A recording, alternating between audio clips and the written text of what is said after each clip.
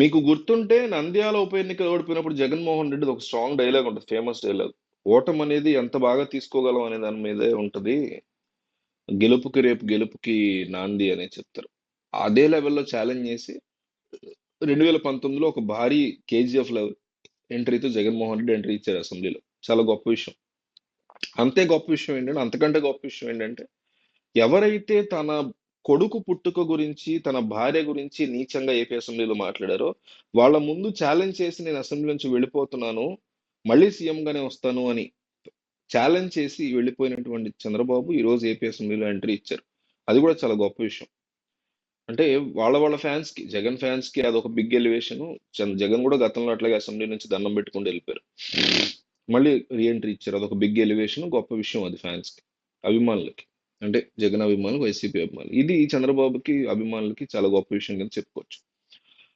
So ఈ ఎలివేషన్ల వరకు okay.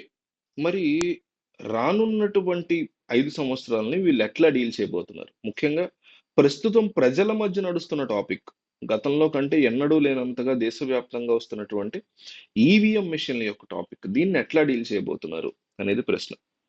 అందుకే దేశవ్యాప్తంగా మీకు ఎప్పుడైనా అబ్జర్వ్ చేయండి, నేషనల్ మీడియా జగన్మోహన్ రెడ్డికి సంబంధించిన ఏ అంశం జరిగినా వెంటనే న్యూస్ వేస్తుంది, గట్టిగా వేస్తుంది. Jagan Reddy, this happened with Jagan Reddy in Andhra Pradesh, ఇట్లా. సో నేషనల్ వైడ్ ఇష్యూగా దీన్ని చేయాల్సిందే అని గట్టిగా ఫిక్స్ అవుతున్నటువంటి జగన్మోహన్ రెడ్డి ఎమ్మెల్యేగా రాజీనామా చేయబోతున్నారు అనేటువంటి ఒక స్ట్రాంగ్ న్యూస్ అయితే వస్తుంది. ఇది స్పెక్యులేషన్ కావచ్చు, పుకారు కూడా కావచ్చు, ఫైనల్ గా కాదంట్లా. కానీ ఐడియా నచ్చింది నాకు.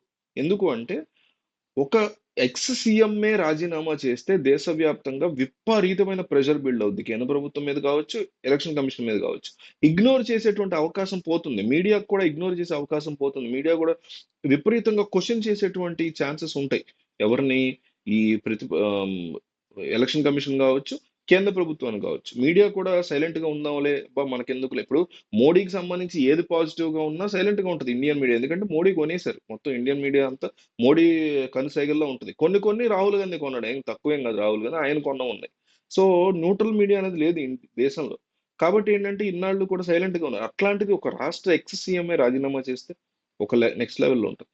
అందుకే నవీన్ పట్నాయక్ని కానీ ఇంకొకళ్ళని కానీ కన్విన్స్ చేస్తున్నారు జగన్ అని తెలుస్తుంది. ఇట్లా ఓడిపోయినటువంటి, అంటే ప్రతిపక్షంలో ఉన్నటువంటి సీఎంలందరూ వరుసగా ముగ్గురు నలుగురు కనుక రాజీనామా చేస్తే ఖచ్చితంగా ఈ అంశం తెర మీదకు వస్తుంది. ఇప్పుడు డికే శివకుమార్ డిప్యూటీ సీఎం కర్ణాటక, ఆయన రాజీనామా చేస్తే, బట్టి విక్రమార్క తెలంగాణ డిప్యూటీ సీఎం, ఆయన రాజీనామా చేస్తే, ఓ పక్క జగన్మోహన్ రెడ్డి రాజీనామా చేస్తే, ఓ పక్క నవీన్ పట్నాయక్ రాజీనామా చేస్తే, ఇట్లా సౌత్ నుంచి కొందరు, నార్త్ నుంచి కొందరు వరుస పెట్టి రాజీనామాలు గనక చేస్తే ఖచ్చితంగా ఈవీఎం అంశం తెర మీదకి వస్తుంది. మళ్ళీ ఏదో ఒక సంచలనం చేయొచ్చు, మళ్ళీ ఎలక్షన్ పెట్టడం.